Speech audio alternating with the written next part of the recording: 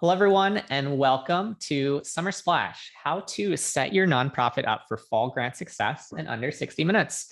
In the next hour, we're going to tackle a lot, but in the case where you just joined us, feel free to share in the Zoom chat your name, organization, what you do for your nonprofit, as well as how familiar you might be with Instrumentl or how many workshops you've been to over the course of your lifetime. I see some familiar faces like Catherine just came into the room. It's good to see you, Catherine. And I'll do a quick introduction to myself as well. My name is Will, and we host weekly grant workshops with expert educators and best-selling authors. And my company, Instrumentl, helps over 2,000 nonprofits in finding, tracking, and managing their grants. So every single day, we hear about some of these challenges and obstacles that nonprofits are facing when it comes to achieving their grant-seeking goals. So what I want to hear in the Zoom chat is whether or not any of this resonates with you. Maybe you're in a situation where your nonprofit struggles when it comes to consistently finding good fit funders for your mission. Or you maybe are spending hours every single week double checking funder deadlines and guidelines to ensure that you haven't missed a change like Detective Pikachu's investigating over here. Or you might find yourself ill-equipped when it comes to evaluating what grant tools will work best for your organization. Whatever the case may be, you don't need to worry because what we're going to cover in the next hour or so are all of these bases. So that ultimately what I want you to leave with is this feeling or the beginning of this feeling in the case where you don't feel it today, which is as one customer shares from our end, at this point, they invest 30 minutes a week reviewing their matches and are fairly confident they don't miss any important RFPs. Thanks to Instrumentl, they're able to discover and win a $50,000 grant that they otherwise wouldn't have found. Instrumentl, totally worth the investment.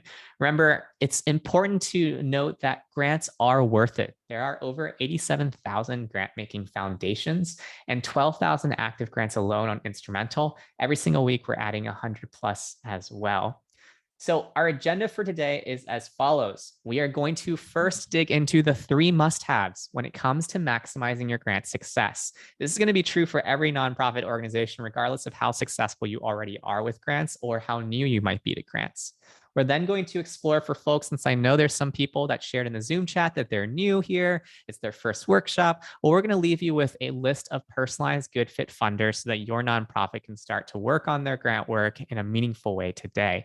For the folks that already have Instrumentl, I'd ask that you bear with me during that section just so that I can set folks up with their own personalized list of good fit funders. But then what we'll do after that is we'll talk about how we can stay on top of important grant deadlines for single and multi-step applications.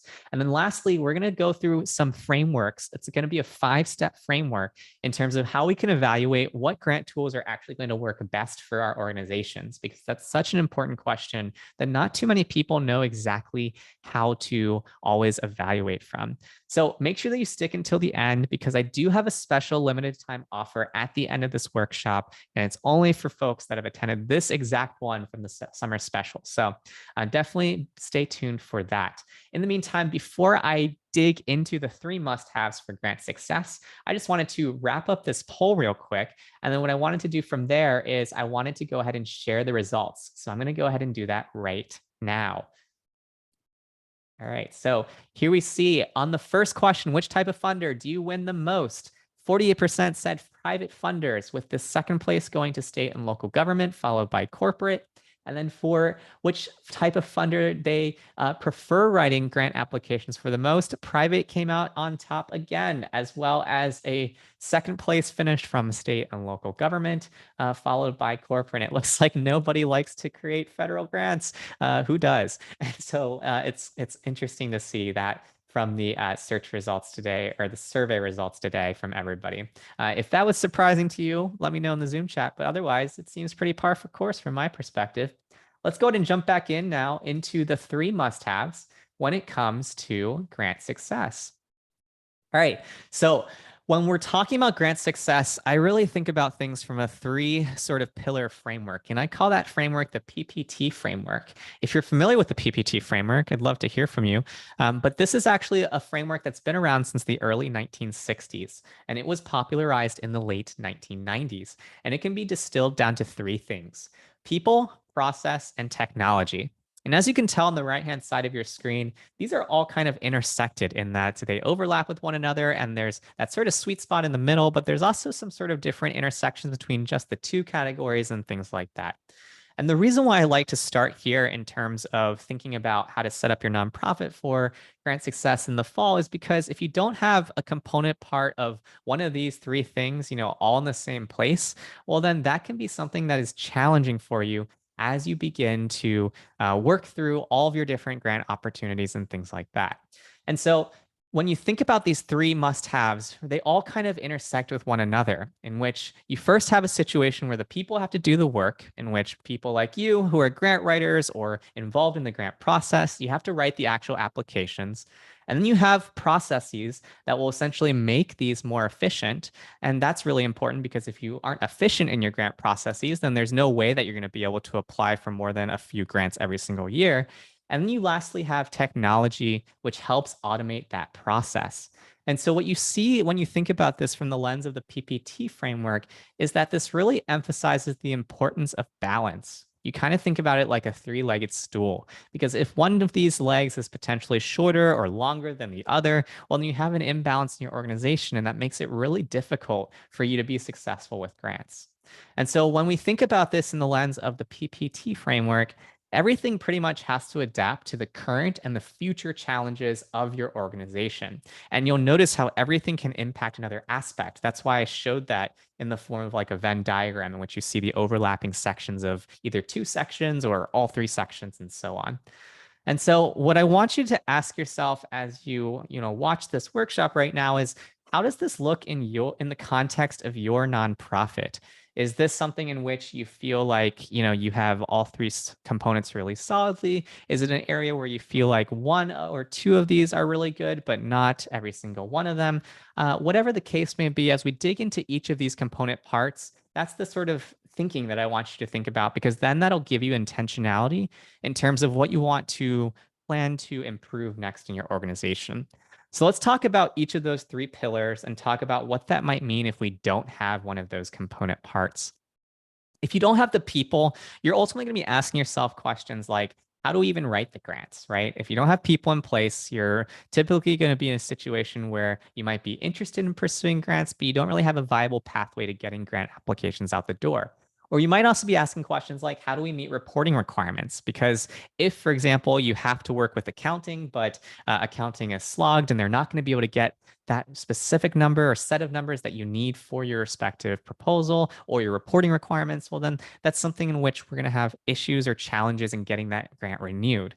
And then also, you're going to ask yourself questions like, how do we hold ourselves accountable? Or how do we ensure that our proposals reflect our organization's values?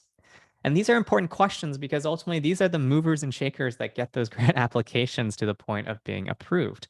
Similarly, though, if you think about it from the lens of just people, well, you're not necessarily looking at it from a holistic lens because you also have process and technology. If you don't have process, then you're starting to ask questions like, how do we even stay on top of grant deadlines, right? Once you start to scale out to more than just maybe 2 or 3 grant applications a month that you're working on, it becomes really unwieldy to be able to, have to track every single grant proposal that you might be working on. And you might also be wondering things like, how do you know which grants to pursue versus which to ignore? Or questions like, how do you scale your grant strategy overall? In the case where you want to apply for, 20 plus grants every single year, and you're already struggling with just managing 1 or 2 grants, well, it's unlikely that you're going to be able to get to that goal of 20 just because you don't have the process in place of the exact steps that everybody's taking. So when you're thinking about process, what I want you to ask yourself is, for every single new grant opportunity that crosses my desk, is it clear what the next 5 or 7 steps are going to be for my organization? And if that is an unclear answer for you today, first of all, that's okay. But secondly, what we need to work on is how we can start building that process in place so that we create something replicable and scalable for our organization. And that naturally leads us to the third pillar of our three-legged stool, which is ultimately uh, if we what happens if we don't have technology, right?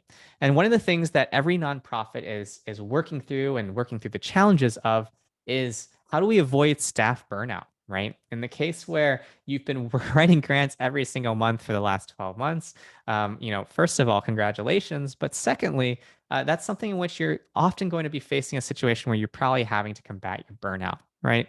On the second side of things, you're thinking about things like how do we start thinking about collaboration across our team? Now our grant writing consultancy, for example, is successful and we have more than one grant writer. So how do we make sure that we're not doing duplicative work or that everybody's staying on top of our client needs? That way we can actually make sure that we're delivering on what we sold our client. And similarly, how do we achieve more with the same size team? Oftentimes, nonprofits are always going to be faced with budgetary constraints. And so, knowing exactly how you can get the same, if not more, done with the same team size can be so important. And so, what I want to hear from you in the Zoom chat is if you can go ahead and chat in, does your organization have all three of these must-haves? And if so, are you stronger in one area than another? And while you guys are doing that, what I'm also going to do is I'm going to make a quick poll so that I can see what folks think about what their organization is currently strongest in. So go ahead and go into the Zoom chat and think through what are you strongest with in each of these categories of people, process, and technology, and share your thoughts in the Zoom chat. And we'll give folks a minute or so just to chime in there. And while you guys are doing that, I'm going to go ahead and make this quick poll here. Then I'm going to launch this poll so that you can also see it for yourself.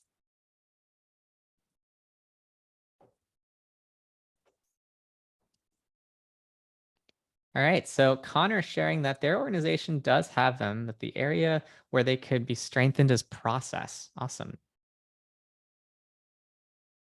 And what I'll share from you from the last workshop is that most people felt like what they had down was the people side of things, but it was about an equal split in which the number of folks that felt like process or technology was their strongest point was about even 20%, 20% in terms of process and technology, and then 60% of people said people. And so it'll be interesting to see what this group says today. But it looks like Alexis, they're just launching development and fundraising efforts. So probably that's something where, people strongest because you probably have the people in place, but you're still building process and technology and things like that. All right, so I'm going to give folks another second or two to answer that poll. And then from there, we'll start talking a little bit more about what you might think about as you think about this framework. And I think this framework, what I like about the framework is that it can be applied to more than just grant writing. It can be applied to any type of major effort or initiative that your organization's working on. For example, it can be applied to your individual fundraising efforts. It can be applied to, just in general, like broader initiatives that you might be working on. Because at the end of the day, these are the three component parts to any major project in which you need people, you need a process in place, and you need technology to help scale that as well. And so you can see in the Zoom chat, all sorts of folks are sharing in right now. It looks like right now, Jude, their organization's weakest in progress in process, I'm assuming too. Surprisingly, they have the tech they need, but their staff suffers from being stretched too thin with meager wages. Definitely can be relatable in the nonprofit world. Shared how they're strongest in people with tons of experience in grant writing, but they need help in process. And that's a common case in which, in some situations, nonprofits bring in the right talent, but the nonprofit hasn't thought about the infrastructure that needs to be put in place for the organization as well. Janina shared new development office, so they're on the ground floor building up. Jude shared process. Deb, strongest in people, second with processes, and still working on best technology. Well, it's great to see everybody sharing in terms of like what their team size is and where they're at as well. Just to share these poll results, this is a little bit of a different group than the last week when I ran this same workshop, which is we can see here that 72% of you are actually strongest in people. You guys are actually slightly even more strong in people than the group last week. And really what we're looking at is about, again, an even split, though, in terms of process and technology, 12% and 16% saying that it was process and technology, respectively. And so what this hopefully goes to show you as you look at this room of 30 or so other nonprofit professionals is everybody's at a different place. That's okay. But what this should hopefully help you think about as you kind of build yourself up for the months ahead or the years ahead in your grant strategy is just like taking a step back and asking yourself, like, what does this mean if we don't have this in place, and how can we start working towards, having this sort of thing in place? What would it mean for us, for example, to start to incorporate more process into our grant journey, or what would it mean for us to explore different grant tooling, or what would it mean for us in terms of what people we need to hire next in order to see success with our grant efforts. And so what this all kind of wraps into is just like, as you think about your organization, I think that organizations don't spend enough time reflecting on just the core component parts that lead to the biggest outcomes for them. And by having this sort of framework in place, you'll be able to turn to this whenever you feel a little bit lost about like where you directionally may be going at a bigger level. These three must-haves are pretty much at the core of what we've built with Instrumentl. How Instrumentl helps you is what our customers say is that we're the most robust grants database they've ever seen, and they've used several. Best site known for grant research, literally changed their grant seeking life, or the definitive database for grant research, or the hammer in the toolbox. And essentially, the reason why I think this is really important for me to share with you as you attend more and more of our workshops and things like that, or if you've already attended a ton of our workshops, is that we think of things a little bit more holistically in terms of how we build our product, in that we think about it from the lens of people, process, and technology. And I think that leads to a very clear difference when it comes to like the way that you'll kind of experience the tool and things like that for those that are new to us today. But essentially, what we're going to dig into the next two sections of this workshop is we're first going to set up folks that are new with a personalized list of good fit funders. And that's going to be useful because I know a few of you are in your very first workshop today. Welcome. Everyone starts with their first and they come back for many more. And so we'll set that up in the next 5 to 10 minutes or so. And then from there, what I'll talk about are some steps that you can take in terms of staying on top of your important grant deadlines. And then what we'll do is we'll talk about that framework of how you can start evaluating grant tools as you kind of learn more about the space and things like that. And what that will hopefully equip you with is a few touch points on the component parts of the framework we just talked about. We're going to talk about, the people side, because we're about to equip everybody with that personalized list of good fit funders so that they can be empowered to actually take and go into process. And as they go into process, we're then going to work through a couple of those grant opportunities, see whether or not they might be good fits for you and whatnot. And then we'll wrap things up with technology in terms of the ways that we can think about, what makes for good technology that will support the people in the process. All right, so when it comes to finding good fit funders, which a couple of you shared at the very beginning of this workshop is a challenge of yours, the easiest way is Instrumentl, but there are going to be some alternatives. So if you haven't already checked them out, definitely be sure to just do some general Google searches to begin, or check out funder websites, 990 forms. There's other paid databases as well. But we're going to set up our searches for good fit funders in about 5 minutes or so using this special link. And what we're going to do here is, by doing this, what we'll be able to do is set up a project. And a project is going to pretty much be a saved and dedicated workspace where we can keep an active list of good fit funders that are always going to be looking out for us, while also tracking all of our work in one place. And the reason why that's really cool is because if you've ever looked for grants, you are more than used to having to sift through active and inactive RFPs. You're more than used to having to do the due diligence yourself in terms of identifying an initial shortlist of good fit funders. And what's nice is when we set everybody up here, we're going to be able to get a shortlist for us. Like on the right-hand side here, I've got an air quality project where I've essentially told Instrumentl what I want it to output for me. And from there, I've gotten just a few things for the funding opportunity matches. And similarly for my senior services project, what I've done is I've set up these unique searches that I'm able to turn to consistently for another list of good fit funders.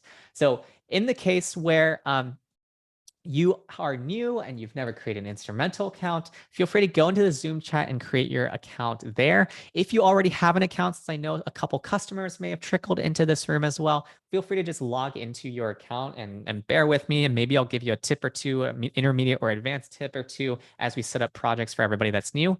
And yeah, we'll go from there. So go ahead and click that link. I'm going to also click it with you all. That way that we can follow along together and set things up here. So let's go ahead and set this up. So the first thing you're going to do when you click into that link is you're just going to type in your create your account. This is going to be a free account you're going to have access to for the next 2 weeks. And it's going to be completely free, full access to the site as well. And so I'm just going to create my account here. There's no app, Jude, but you can definitely follow up and check out the links in the replay. We're going to be sending the replay and slides afterwards, so feel free to follow along when we send you the replay as well. Or you can obviously log in to your own account since you mentioned you already have one. So here I go. I'm creating my summer splash, and I'm selecting my organization, 501c3 status, and then you're going to click the try 14 days free. The first thing you'll be able to do is you will be able to schedule a strategy consult if you'd like to connect with our team. This is something where you might want to do it in a couple of days from now. That way you have some time to work through this initial list of ours. In my case, I'm not going to take one of you all's spots, so I'm just going to click skip, but feel free to find a time that works for you. And when you're at this page where it says, let's help you find new funders, I want you to give me a thumbs up in the Zoom chat so that I know you're following along. And I'll look for a couple of those so that folks, so that I don't go too far ahead. Let me see. Oh, the screen is black. Hold on. How about now? Do you see it? Let's see. Yay. Sorry, I paused it when I was creating the poll earlier for what your organization's currently strongest with. Awesome. Thanks for flagging that. Very useful. All right, so I got my first thumbs up from Devin. Good to see.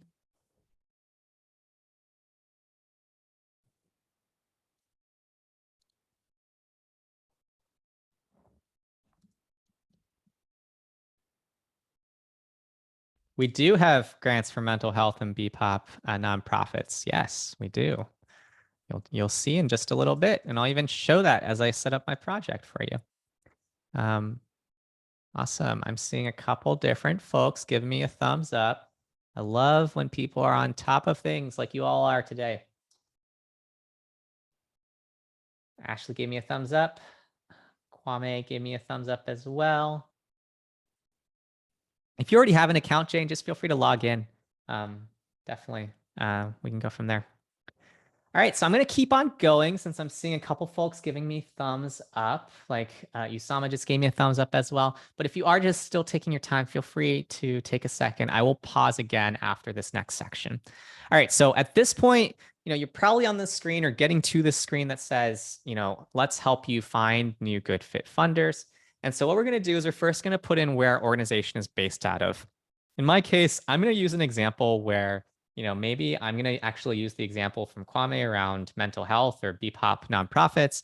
So I'm going to say that I'm based out of Los Angeles. And I'm going to select my fiscal year, which is going to be January through December. But you can choose something different if that's what works best for you. From there, for my project name, I can go ahead and put mental health and BPOP grants. You can name it whatever you want, though. You can be super specific in terms of breaking it down based off a particular program or initiative you're working on, or you can make it really general for your overall nonprofit. From here, though, I'm going to select nonprofit, and then I'm going to select no for faith-based. Obviously, your mileage may vary. If you are faith-based, you will select yes for that section. And then when you get to the next section, here's where we're going to talk about which areas our project serves. So in this case, I'm going to say again, Los Angeles County, but I'll also probably select things like Sacramento or maybe Alameda and things like that, just so that I have some variety in my selections. And so you'll also do the same thing, but for your particular organization. When I get to fields of work, this is where I want to just show an example for Kwame here. So what I can search for is mental health, for example, and you can see how we have children's mental health. We have mental health and psychiatric diseases as well. I'm going to select both for the purposes of this. I'm also going to search for, I think we do have, it might be in community services or minority services, what it's called. So I'm going to select minority services here. And then the other thing I can do is I can always expand out my category and find a few different options here. The sweet spot when you're selecting your fields of work is 3 to 7 fields of work. That is going to be kind of the sweet spot in terms of finding the right amount of matches, but not too many matches. It's going to be just right in terms of the Goldilocks zone. So I also selected Black American Services there. And I'm also probably going to do community services. And I think that's going to be a good place for me to start. So I'm just going to update that. And then what I'm going to do from there is I'm going to go ahead and select a size grants. I'm going to say at least 1,000 or more, so it's worth my time. And once we've done that, I'm going to select what my grants are for. I'm going to do project, program, and GenOp. Maybe I'll do some education outreach as well. And once you have done that, I want you to hit that big save and exit button. And what you'll be asked for in some cases, you'll be asked for whether or not you have any team members. You can obviously invite them and they'll have access to your account.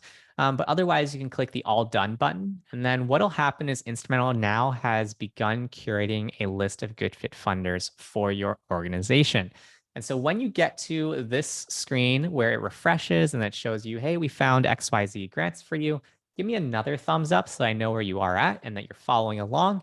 And that way I don't get too far ahead of folks here. So what we are doing here is we are creating a personalized list of good fit funders that are set up for our nonprofit. In the case where you are, a grant writing consultant and you work with more than one client, well, that's something in which you can set up different client profiles and then actually set up different products for each of your clients as well. So super useful when it comes to just staying organized with all the different priorities that might be going on. I just saw Usama gave me a thumbs up. Great to see. And pretty much from here, what's going to happen is we're going to have a list of active grant opportunities that we can start to work through. I'm not going to dig into too deeply in terms of what you should do with this list. We have an entire workshop that's free on our blog that's self-paced that you can check out later on. But what I will share with you are just a few quick tips and tricks that I personally go through when I am working through these sorts of matches and things like that. All right, so the thing that I want to dig into is I'm going to wait another minute or so since I've only seen a couple thumbs up, so people might still be working through some of those fields of work. So some tips, additional tips that I'll share with folks as they set up their projects. Definitely feel free to like separate things to being really specific when you're setting up your projects, and feel free to don't be stressed about like what you set up here because you can always edit your projects later. And you can always kind of, tweak them to whatever you want later on. And so in the case where you need extra help with, for example, your fields of work and things like that, you can always use this bottom right corner chat bubble and then ask our team to take a look at what you're trying to do. And from there, we will match you to like the fields of work that we think are best for you. And the reason why I say that is because every single week we work with hundreds of nonprofits that are going through the same exact process. And so we've pretty much seen every single cause area under the sun and can definitely help you out there. And then the other thing that I'd share aside from the 3 to 7 fields of work being the Goldilocks zone is be really specific when talking about what areas or communities your program serves. Sometimes people choose like national in scope in that section, and that's actually a mistake because the correct way to do that is to go really specific either at the county or the state level. The reason why you want to do that is because it's going to give you granularity in terms of the sort of search results, and that you're still going to be able to see the national sort of results, but you're going to be able to see hyper focus in just like your local region or city. I'm going to assume that folks are following along though. And if you are, then give me a thumbs up. But let's hit that let's go button. And from here, what you're going to see is that we have 258 funding opportunity matches.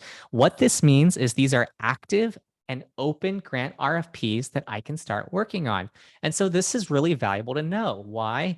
Because if you've ever used another grant tool, then you are probably used to the databases that don't necessarily tell you the difference between what is active and what is not active. Why does that matter? Well, if you are new in your grant journey, if you apply for an inactive grant, you will not receive funding. And the reason why is because the funding cycle is not open. And so the funder has no money to give you. And so ultimately, knowing what is active and what is not is already half the battle when it comes to curating a list of good fit funders. But the second thing that's really nice about this view in Instrumentl is that you can sort things based off of best match, as well as deadline, amount, newness, and you can also filter by the particular types of funders that you want to see. So if I recall earlier today, when we asked, what was the most favorite type of funder of everybody, people were all craving those private opportunities. And shortly after that was local state, followed by corporate, followed by nobody liking federal government grants. And so if, for example, I knew that I only wanted to look at private opportunities, I can filter for just private opportunities. And from here, I'll see a list of good fit funders for me based off of that. And from here, what's also nice is that this is being curated for me. So you're going to see why you're being shown this on the right-hand side. I am being shown this grant because of the exact match to mental health and psychiatric diseases that I selected in my fields of work. And what's also cool about this is that when it's possible, we will actually summarize information about the funder for you through what we call our 990 snapshot. So when you click this View 990 report section, what you'll often see are breakdowns in terms of what are the giving trends from this funder. Again, I have an entire workshop where I dig more deeply into how to prioritize your good fit funders, since that's an entire skill within itself. And so I'm not going to be able to dig into every single thing under the sun here.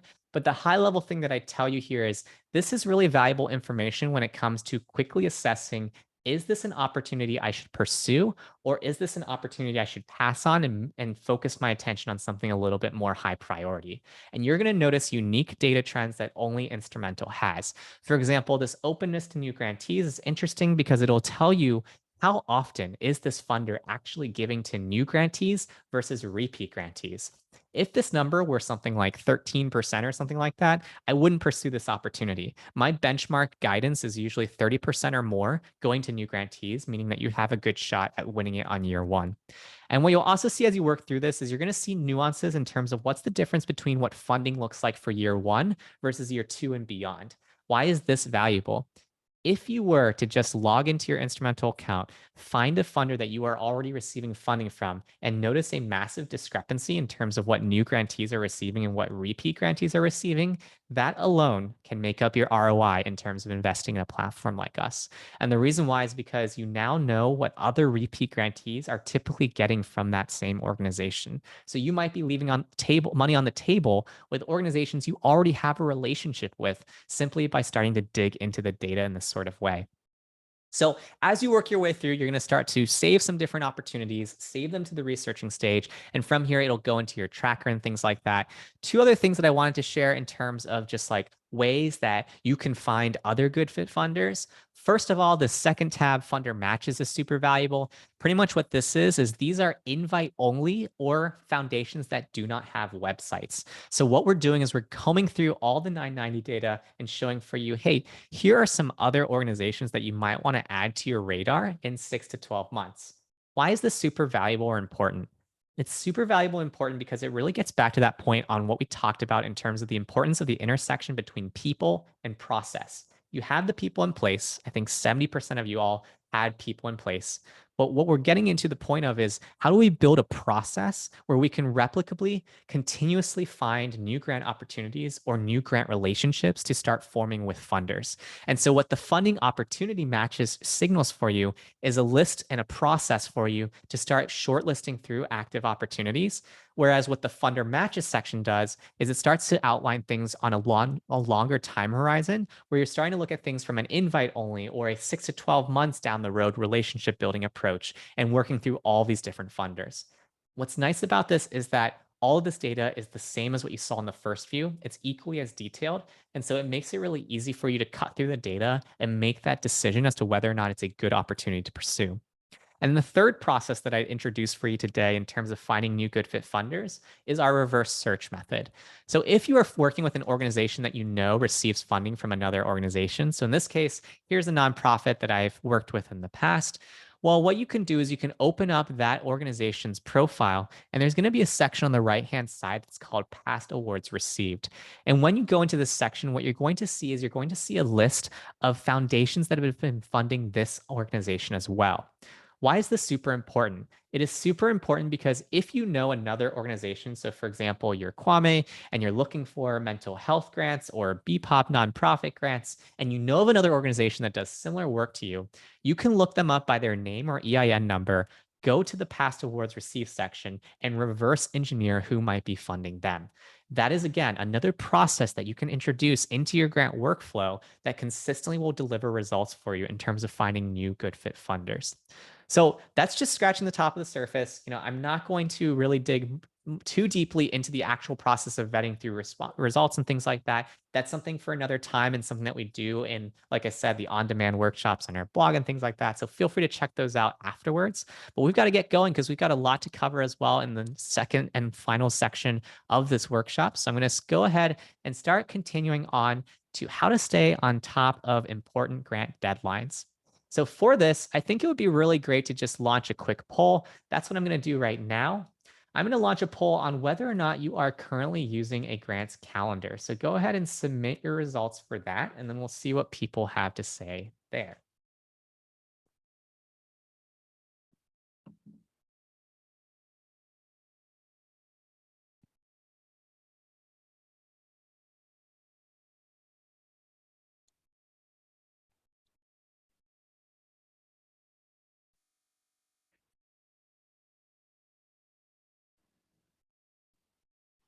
And we'll give folks just another second or so to answer that poll, and then I'll share the results out to everybody. All right.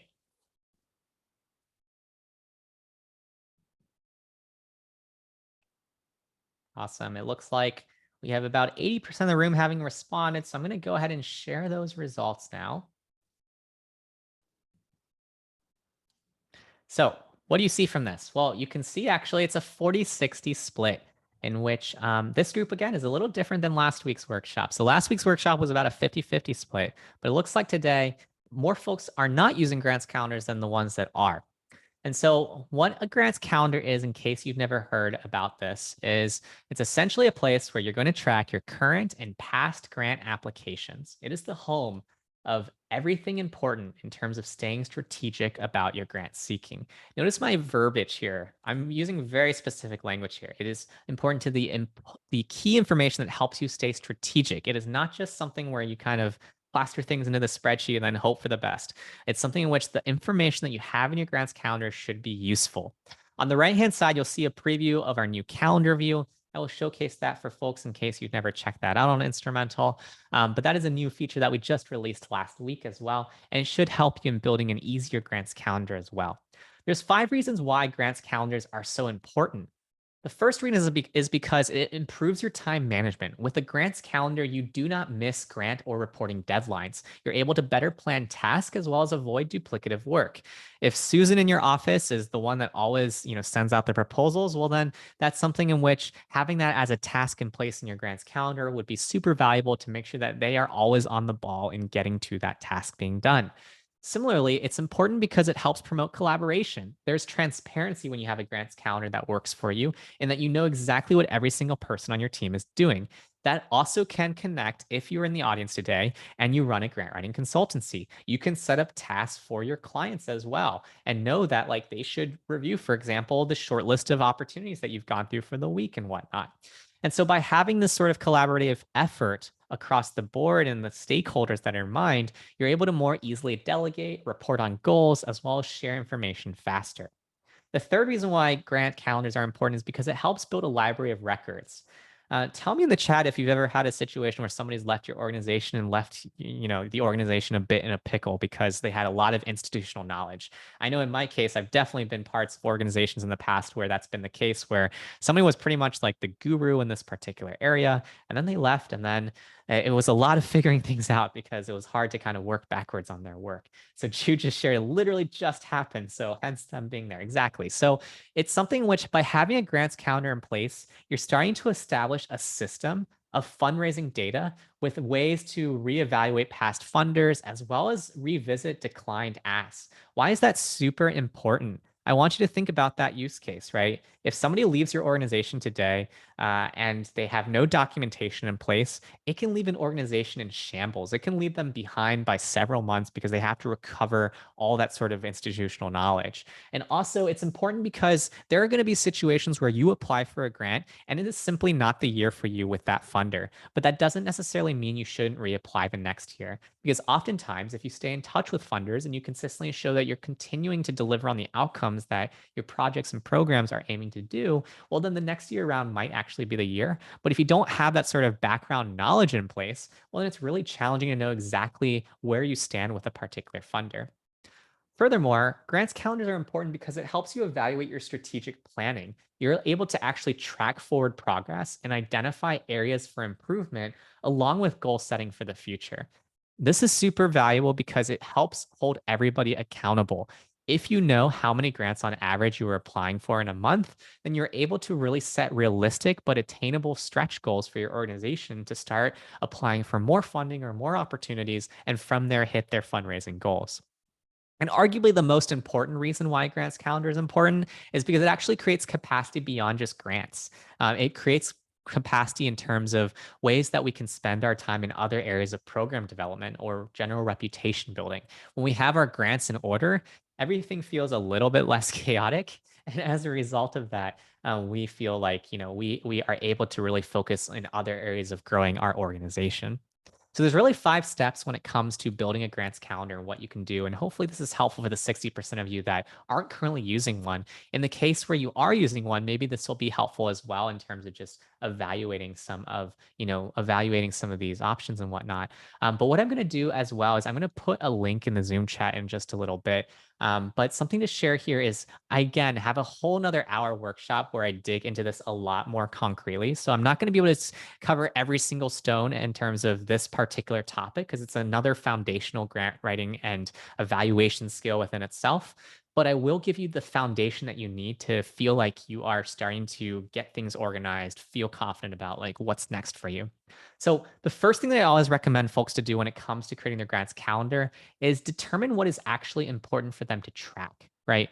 Ask yourself questions like, is it relevant for me to know what the past funding trends are, who's writing the grant, what's the submission deadlines or the amount requested are, and also take stock of your existing relationships. You can use this free grant tracker template, which I'm going to share in the Zoom chat.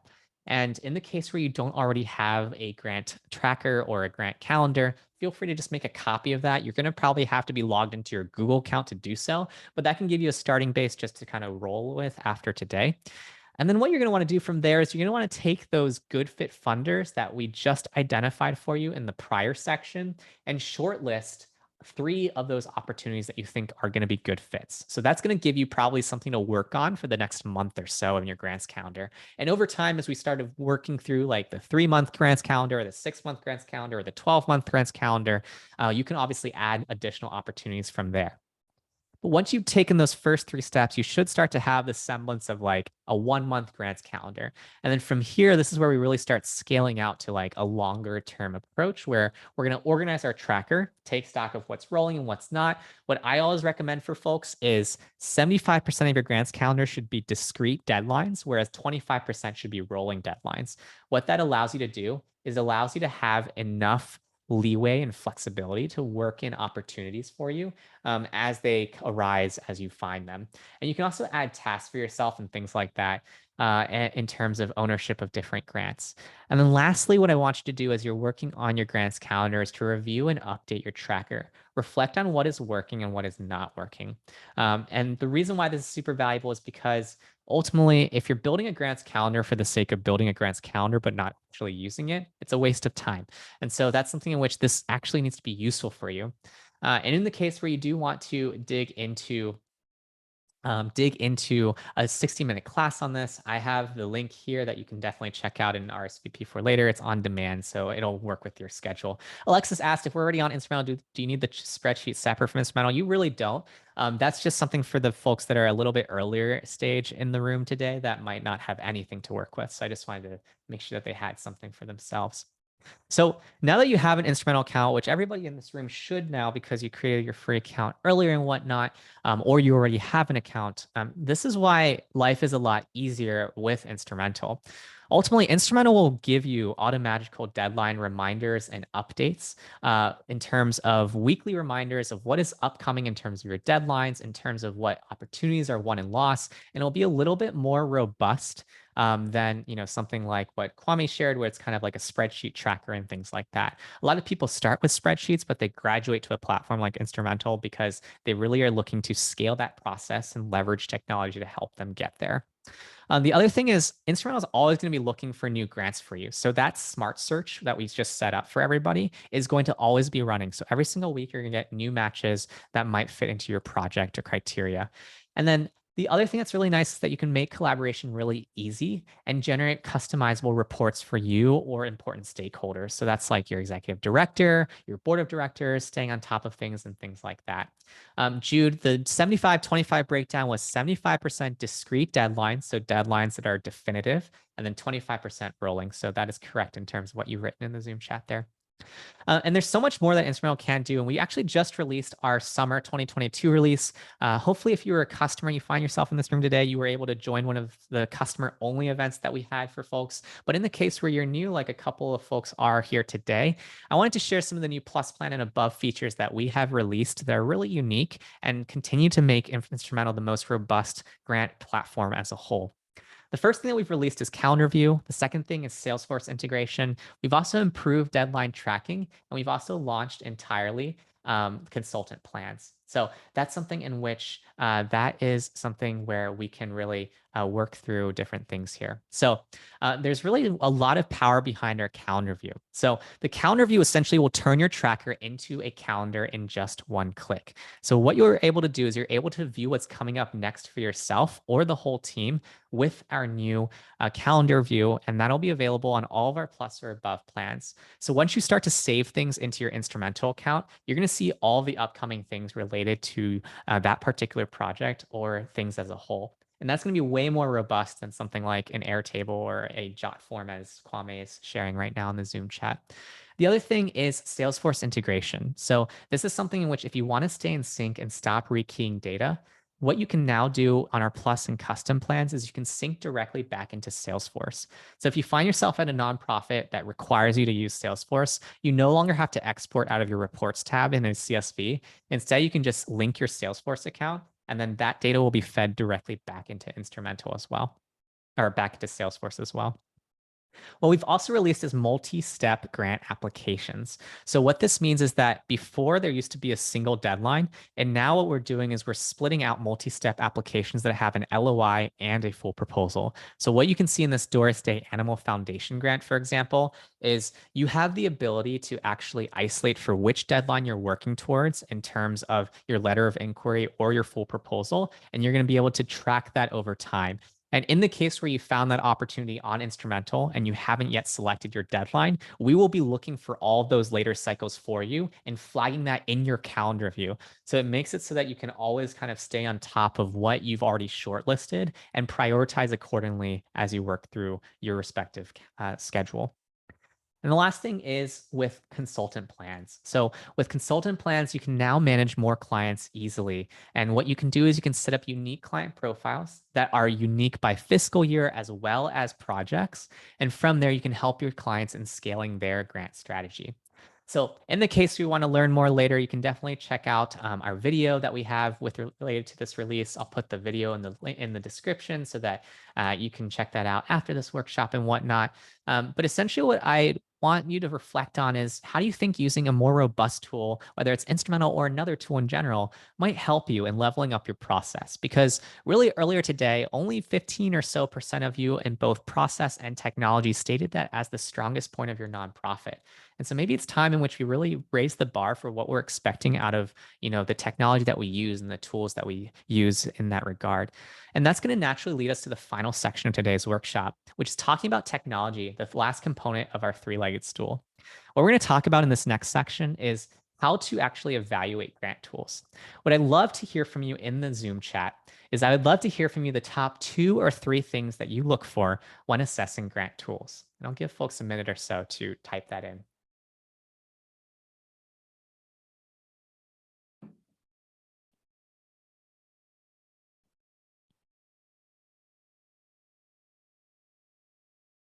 So what do you think about when you're looking at grant tools?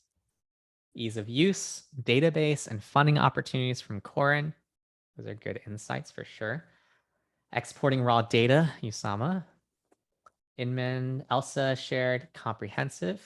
Jude, ability to track all the moving parts and ability to share necessary calendars with stakeholders. Super important for sure. So what you'll notice is that there's some common themes that people are going to be looking for, and sometimes it's really important to take a step back and make sure that you're having a holistic view of how it relates back to that PPT framework that we talked about earlier today.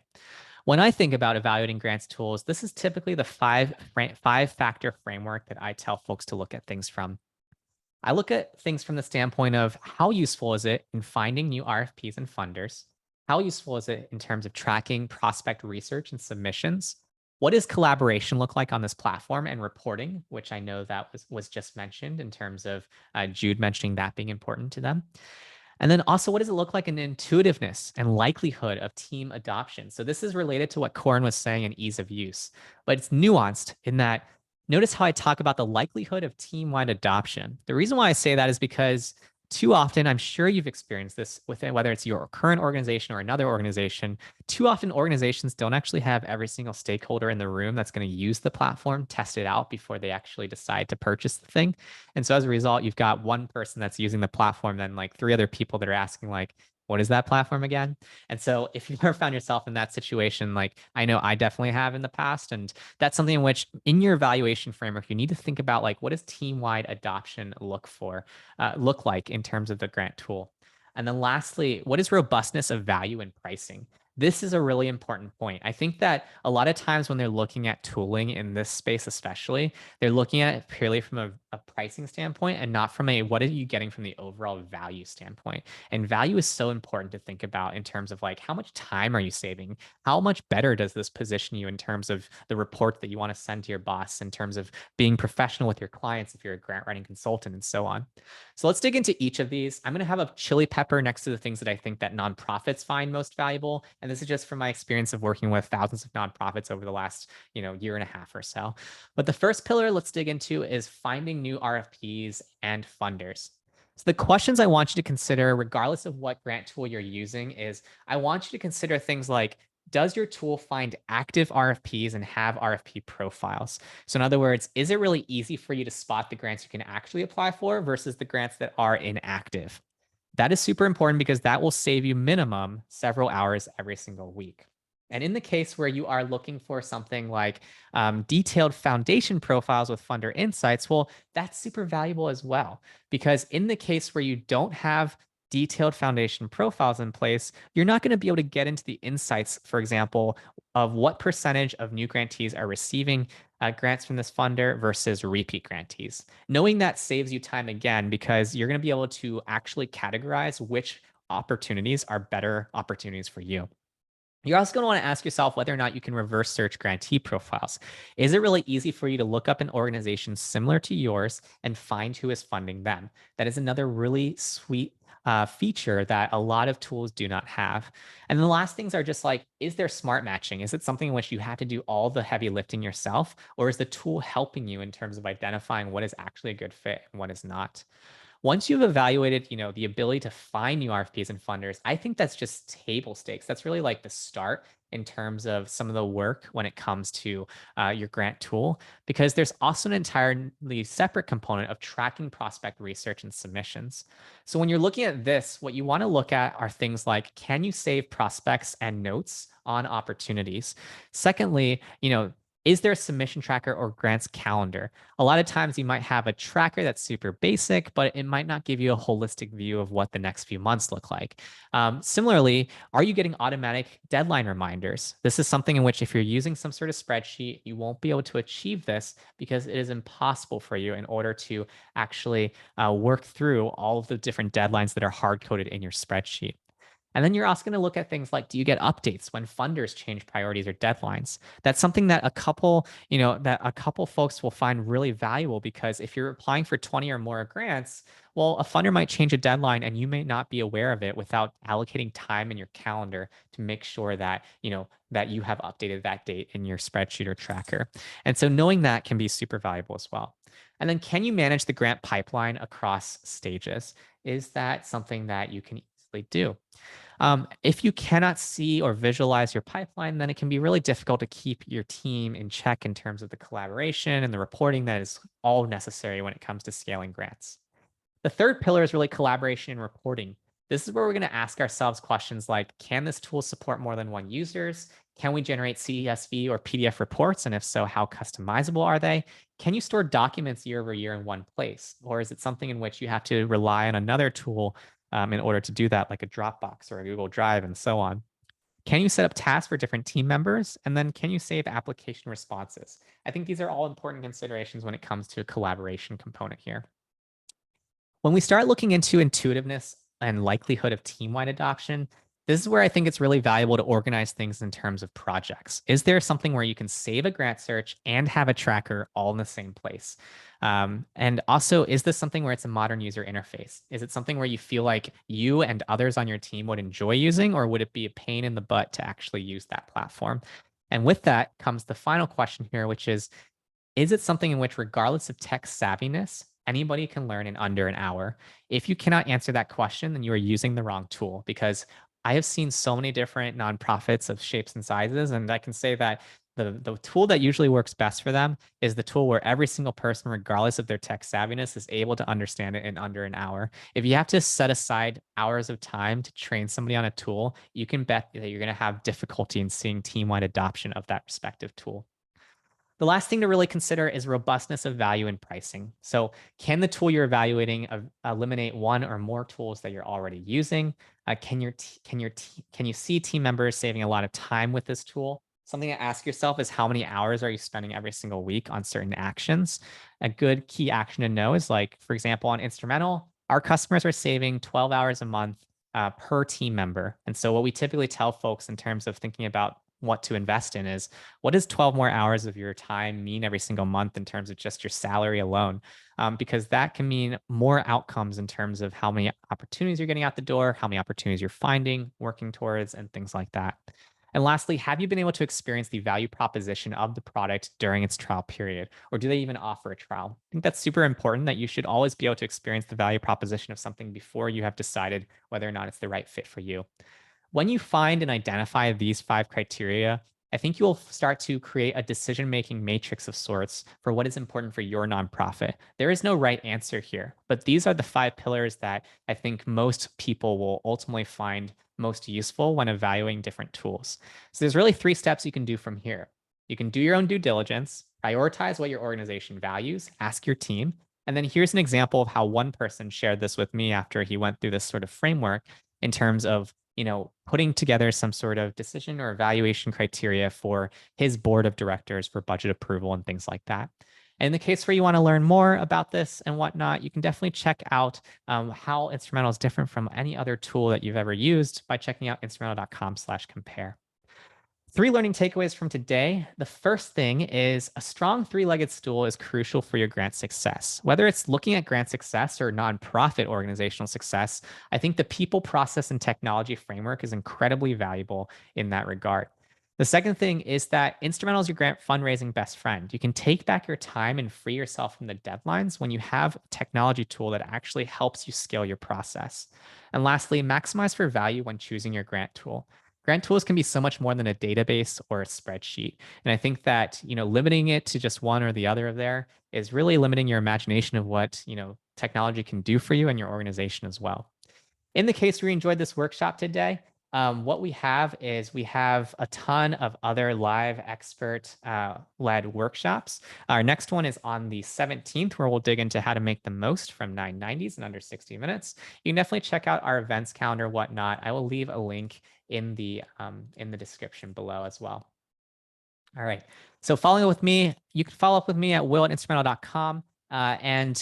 If you want to save $50 off your first month because you enjoyed this workshop and you enjoy your time on Instrumentl, you can use Splash 50. You can also save 2 months off your annual plan with Splash 2 Mo.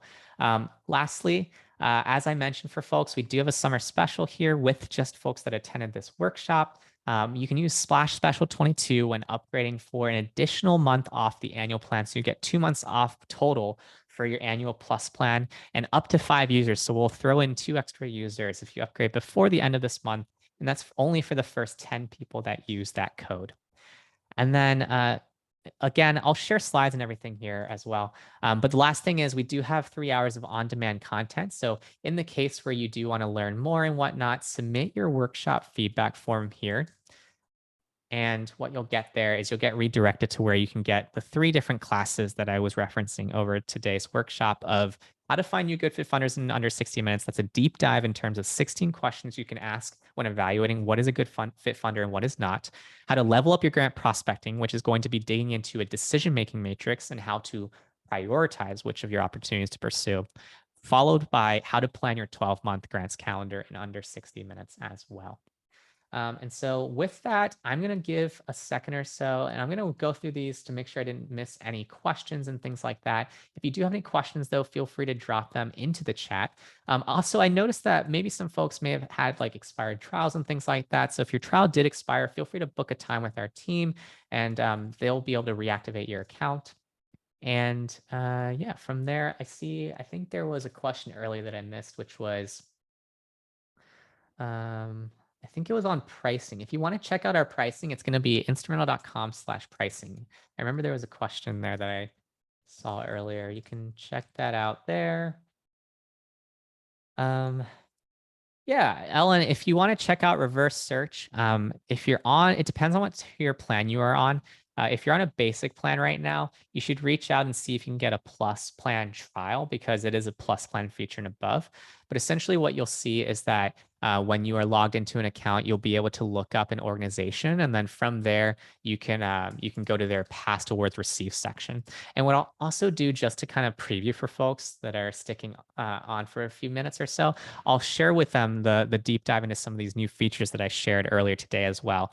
So this past awards received section will be the reverse search capabilities, and you'll be able to do that for any EIN. So what you can do then, Ellen, is just go into the top left for your quick find. And then what you can do is look for different organizations. And then on the right-hand side, look for past awards received. And that is going to be your signal there. The other thing that might happen is you might come across a recipient as well as a funder. So this means that Tutoring Chicago both gives grants and receives grants. You can also filter by just recipient profile and then go to past awards received that way as well. Other things that I talked about today, calendar view, super powerful. Here's the calendar view and why this is super powerful. This essentially takes everything that I've saved in my tracker on Instrumentl, and it has essentially visualized this into a calendar. But it also does that for all of the research and things that I haven't actually set deadlines for. So for example, Instrumentl knows that HDR Foundation large grants is going to have a deadline coming up on August 23rd. And notice how I have not moved this out of researching. So in other words, this is another way that it kind of has my back in terms of knowing all the upcoming deadlines and making it easy for me to visualize like what I'm going to be working on over the next few weeks. You can also manage all of your tasks and things like that from this calendar view. So if, for example, I click into this, it takes me directly back to that opportunity, and I'm able to essentially add a task from here, set ownership and whatnot. So calendar view is super powerful, not only from an individual project level, but also from a multi-project level, because as you can see here, when I have my master tracker on a ton of different projects, now I see everything that I'm working on across the board. So super valuable in that way. The second thing I want to dig into is multi-step applications. And so what you can do now is you're going to see when are different application cycles that you can actually choose like the upcoming cycles. And if it's a multi-step opportunity, what's going to happen is you're going to be able to choose when are the different parts of that cycle. So I'm going to try to find an example to show here. So you can see here, like we have confirmed cycles coming up. And so we need to choose that for the date. And so here you can see how I've selected the application cycle of December 31st. And now I'm going to move my submission deadline to maybe the 23rd or so. So now I know, and I've told Instrumentl, I'm working towards this application cycle of December 31st, but my submission goal is on the 23rd as well. And so that is something in which that can be super valuable there because now you have better deadline management as well. And then the other thing that I talked about was Salesforce integration. So in the case where you want to look at how that works, pretty much what you can do is you can go into your tracker. And when you sync your Salesforce account, you can just click this link to Salesforce. And then once your account is linked on Salesforce, you go ahead and create a new account and opportunity. And once you confirm that, what's going to happen, I haven't synced my Salesforce account, which is why I got that error. But what would happen is all the updates that I would change to that respective grant would then be sent back into Salesforce as well. And the last thing I think I went over today, just to cover all my bases, in the case where you're creating your account for the first time and you're a grant writing consultant, you can select freelance grant writer or grant writing agency.